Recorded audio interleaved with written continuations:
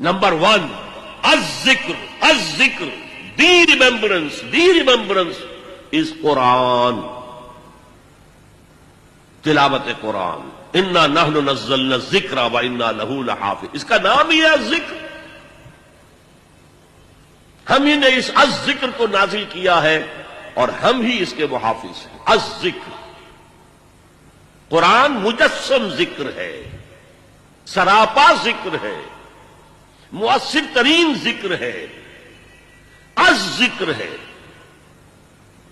Number 2 اقیم الصلاۃ للذکری، میری یاد کے لیے نماز قائم کرو.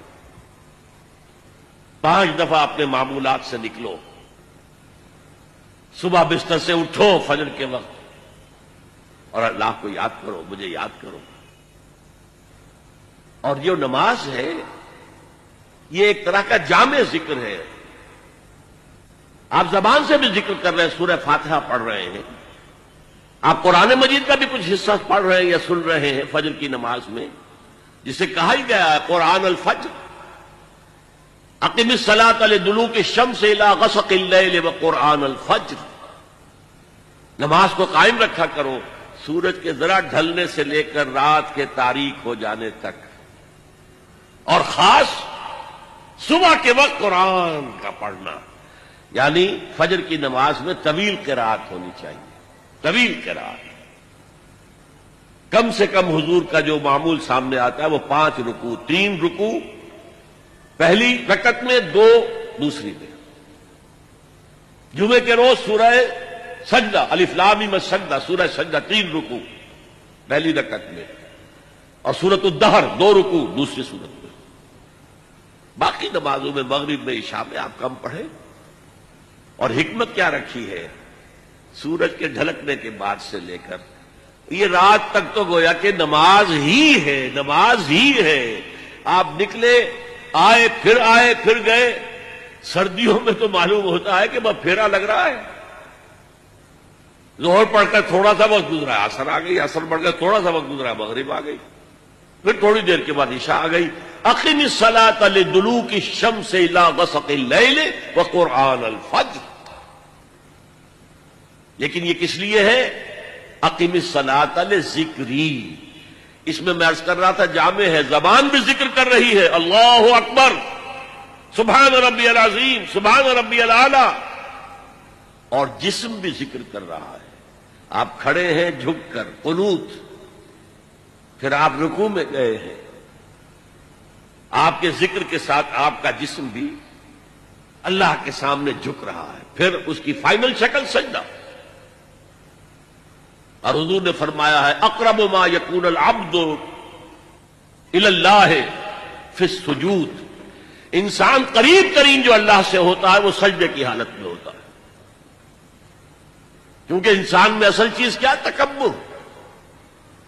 اور سجدہ کیا ہے؟ پیشانی آپ نے زمین پر ٹکا دی تو تکبر کی نفی ہو گئی، اگر ہمیں کوئی احساس ہو. اور حضور فرماتے ہیں کہ جب سجدہ کرو تو یوں محسوس کرو کہ تم نے اللہ کے قدموں میں اپنا سر رکھ دیا.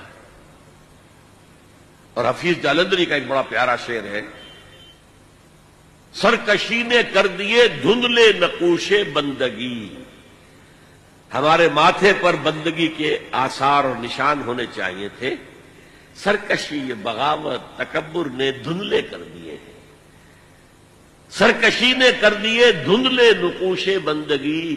آؤ سجدے میں گریں، لوح جبی تازہ کریں. یہ ماتھے پر بندگی کا نشان تازہ ہوتا ہے. تو پہلے الذکر، قرآن، جسمانی اور زبانی ذکر جمع ہو گیا نماز میں.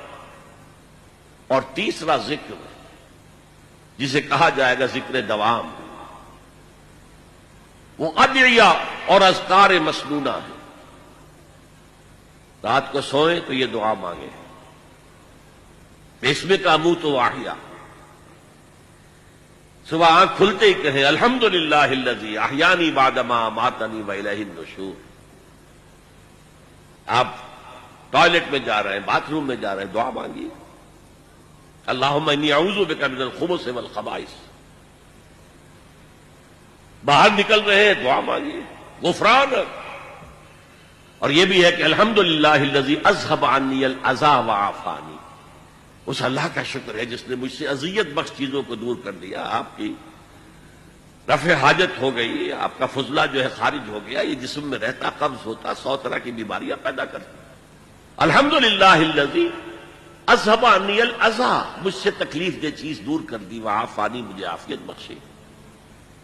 گھر سے نکل رہے ہیں مسجد کے لیے تو دعا ہے، مسجد میں داخل ہو رہے ہیں تب دعا ہے، مسجد کے اندر تو ہے ہی دعا نماز، باہر نکل رہے ہیں پھر دعا ہے، گھر میں داخل ہو رہے ہیں پھر دعا ہے، بازار میں جا رہے ہیں تو دعا ہے، بازار سے واپس آئے ہیں تو دعا ہے، سفر پر جا رہے ہیں تو دعا ہے، واپس آئے ہیں تو دعا ہے، آئینہ دیکھا ہے تو دعا ہے. زندگی کے ہر عمل کے ساتھ یہ دوام ذکر ہے، دوام ذکر. اور اس میں کوئی وقت نہیں لگتا آپ کا. اور 2 نسبتیں قائم ہو گئیں، دعا اللہ سے کی جا رہی ہے، اللہ کا ذکر ہو گیا، اللہ سے تعلق قائم ہو گیا.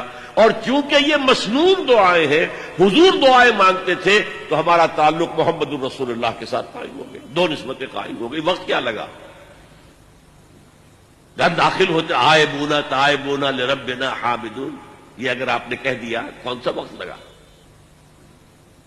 یہ تیسرا ہے ذکر کا سب سے بڑا طریقہ. چوتھا ذکر پھر ہو سکتا ہے کہ کوئی مرشد ہو. اور مرشد کون ہوتا ہے؟ جو انسان کی نفسیاتی بیماریوں سے واقف ہو جاتا ہے، روحانی بیماریوں کو جانتا ہے. جیسے آپ کسی ڈاکٹر کے پاس جاتے ہیں، طبیب کے پاس، وہ آپ کی تشخیص کرتا ہے آپ کا کون سا عضو جو ہے اس میں خرابی آئی ہے. اسی طرح ایک ماہر روحانی یا نفسیاتی معالج جو ہے وہ سوچے گا اور دیکھے گا کہ آپ کا مرض کیا ہے. آپ میں حب دولت زیادہ ہے، اس کی فرسٹریشن ہے، یا حب شہرت تھی اور وہ نہیں مل رہی ہے تو فرسٹریشن ہے. کیا چیز ہے آپ کی؟ اور اس کے حوالے سے ذکر تجویز کرے گا، تم فلاں آیت جو ہے وہ پڑھتے رہا کرو. یہ ہے پی پی. جیسے ہر مریض کی تشخیص علیحدہ ہے، اس کا ذکر علیحدہ ہے. ایک ماہر امراض روحانی سجیسٹ کرے. اب اس کو پھر ہمارے صوفیہ نے باقاعدہ نظام بنا دیا ہے، یہ اس مسلک کا طریقہ ذکر ہے، یہ اس کو، ان کے لیے کوئی ثبوت نہیں، نہ قرآن سے نہ حدیث سے.